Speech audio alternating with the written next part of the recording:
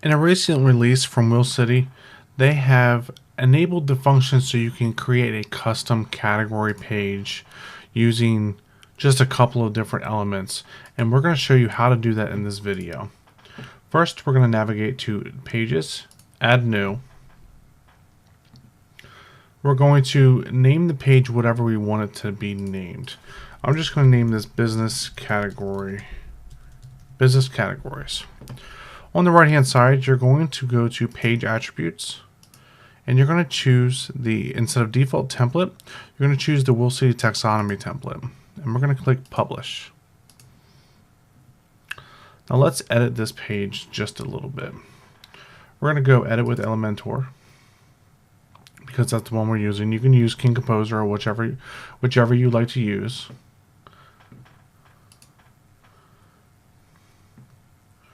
And from here, we're going to use what's called the grid element. And I just want to use this because I want to show a grid of what's on there so that we can just have it look pretty proper and things like that. So we have our section right here. Let's just go to grid. And we're going to click and drag this grid element into here. And then that's basically all we really have to do in order to enable this. We have this element here, and all we have to do is click Update. We're going to exit to the dashboard. We're going to navigate over to Appearance, Theme Options. From there, we're going to go under Customize Taxonomies. Listing taxonomy page style from default to I created it myself. And now you can choose whichever ones you want for these. I made the category page. It's going to be business categories. And click Save Changes. We're going to navigate over to some of the categories that we have, listing categories here. And we're going to make sure that we have a few things. Go underneath of one of your categories. Make sure it has a title. You can add a description. It's going to show up on the front end. And a tagline will show up on the front end. Make sure you also have an image set right here. If you don't have an image set, make sure that you have a default image set underneath of your theme options.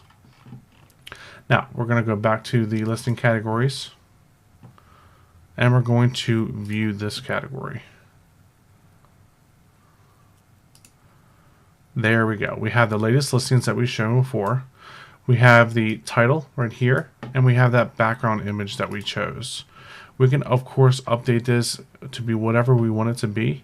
We can add as much content on here as we want. We can put basically anything that we can think of on this page because you're building it with a page builder.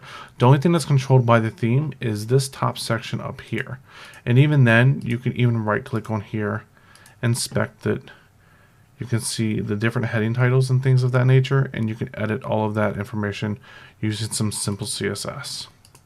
So we have all of that. So let's go ahead and make a change to this. We're going to leave that page there. We're going to navigate to Pages. Then we have the business categories. I'm going to edit this with my page builder once again.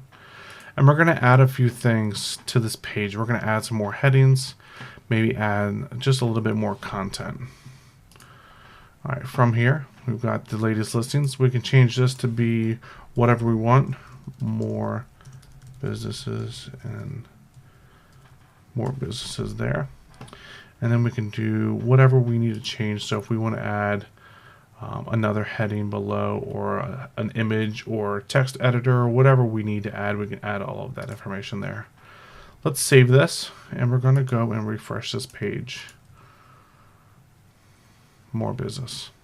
So we have all of the changes right here, and they update live right on the site. This is a great way to customize the taxonomy pages that you have.